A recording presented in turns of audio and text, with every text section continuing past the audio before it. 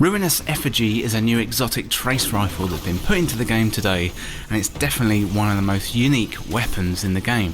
There's a short exotic quest to run through before you can get your hands on this weapon, but it's not too long, and this guide aims to help you through all those quest steps as soon as possible. So the following is a guide for how to get Ruinous Effigy in Destiny 2. And don't forget, if you're new around here, hit that subscribe button for all the latest Destiny 2 content. Okay, so let's run through all the quest steps so you can get your hands on this weapon nice and quickly. First of all, it's worth noting you're going to need the Season Pass for a Season of Arrivals to get this weapon. And to get things going, we're going to need to head on down to the Prismatic Recaster in the Annex, which is next to the Drifter. First up, we want to check out the Prismatic Recaster, and Drifter says, "This thing's making some weird noises. Internal gravity's all wrong. Never done that before. Bunch of dark energy sloshing around, linking up with something on Io. Probably none too safe. Come and take a look before it explodes." So Drifter there, he's clearly worried about his new toy and what's going on in the Prismatic Recaster. So the next step is called Gift, and this step we want to complete the weekly interference mission. So this has been a weekly fixture since the start of the season, which includes some contact public events, gathering materials by taking part in activities which tend to kind of rotate each week, can range from PvP or collecting materials in strikes. And then you want to do the final mission in the Ascendant Realm and the Court of Savathûn.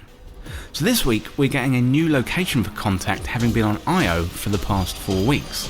This week the Darkness has arrived on Titan and is slowly making their way around all the to-be sunset locations.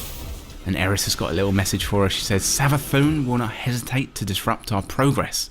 I call upon your strength once again, Guardian. Lay waste to Savathûn's forces in the Cradle and open the way." So the next step is called Pendulum, and once you've completed the weekly interference mission, it's time to head on over to all the locations that are planned to go away into the Destiny content vault in September. We're going to need to use our Ghost to find 25 Calcified Light Fragments and also defeat 15 of Savathûn's marionettes. First of all, there's the 25 Calcified Light Fragments. So these are found on Io, Mars, Titan and Mercury. My best advice here is to drive around on your Sparrow with your Ghost out, and all of the Calcified Light Fragments are out there in the open in public spaces. I didn't find any in lost sectors or anything like that. There's 5 on Titan, there's 5 on Mercury, 5 on Mars and 10 on Io. Go to each spawn location, get your Ghost out and run around and look for the white diamond marker. It's going to take a little bit of searching, especially the ones on Io, so I found it really useful knowing how many were on each location, then going back and ticking them off.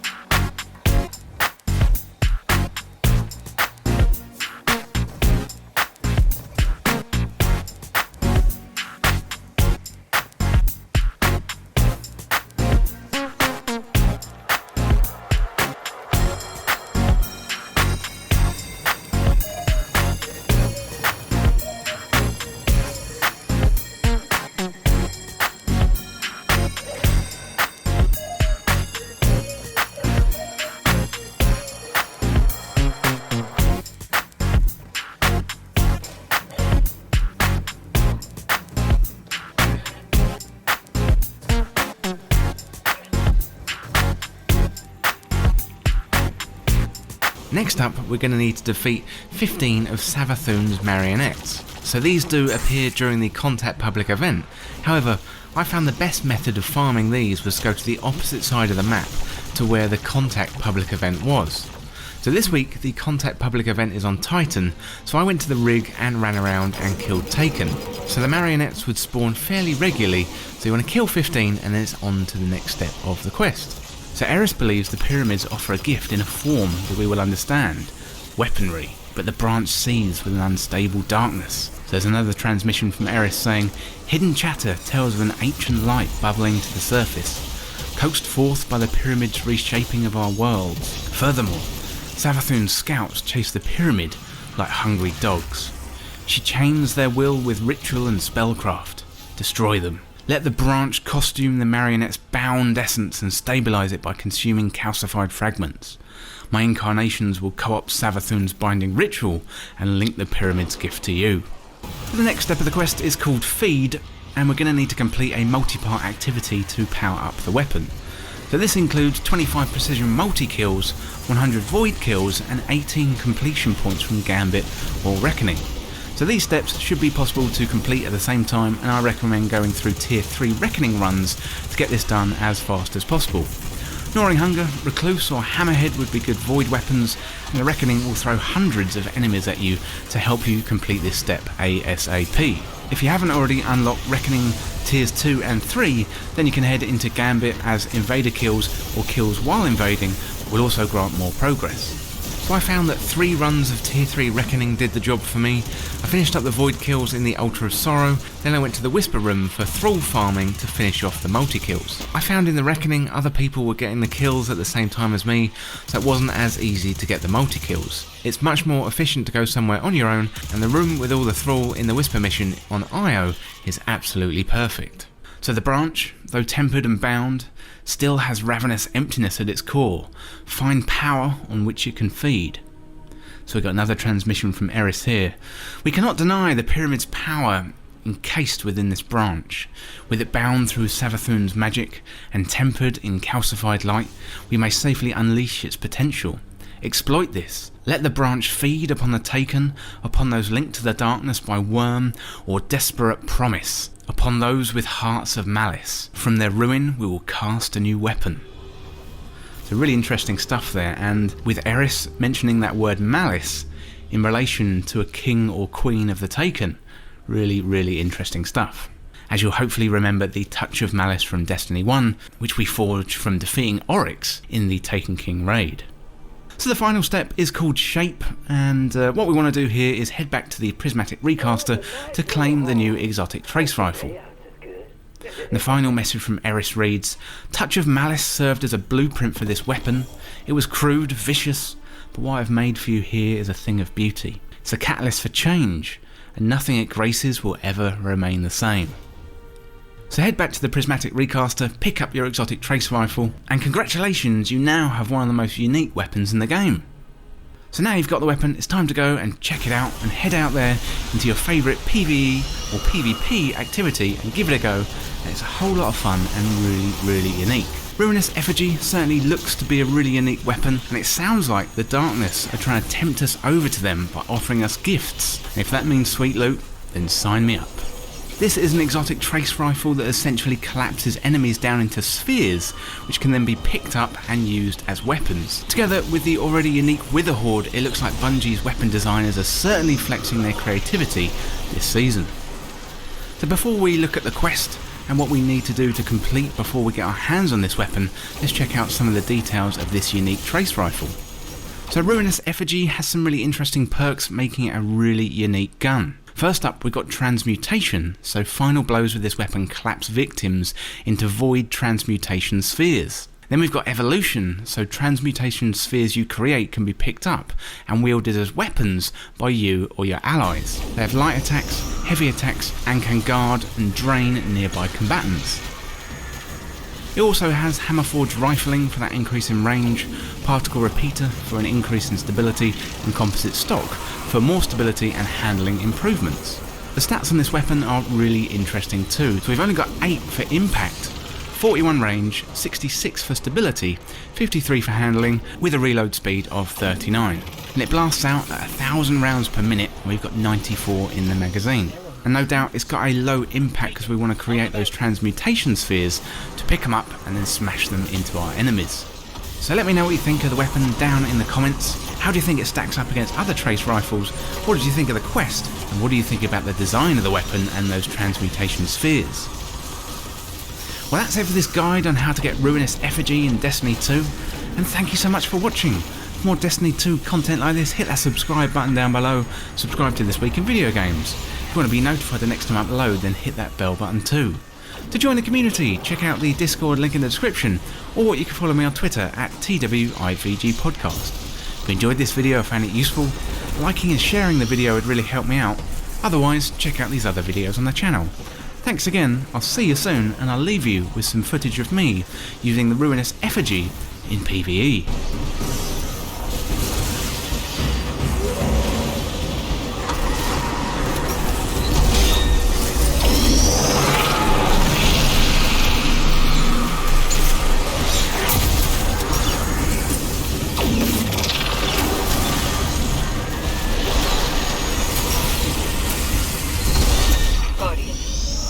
Can draw power from nearby infestations of darkness. They must not stop us now.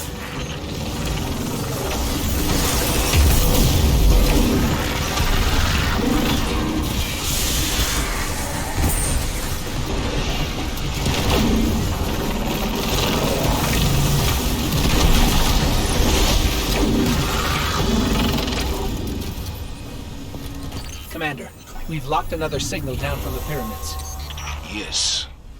The more of this signal we uncover, the less I understand their intentions. The darkness might be trying to show us something, Commander. But I don't think anything has changed. They are still our enemy. Indeed. Good luck.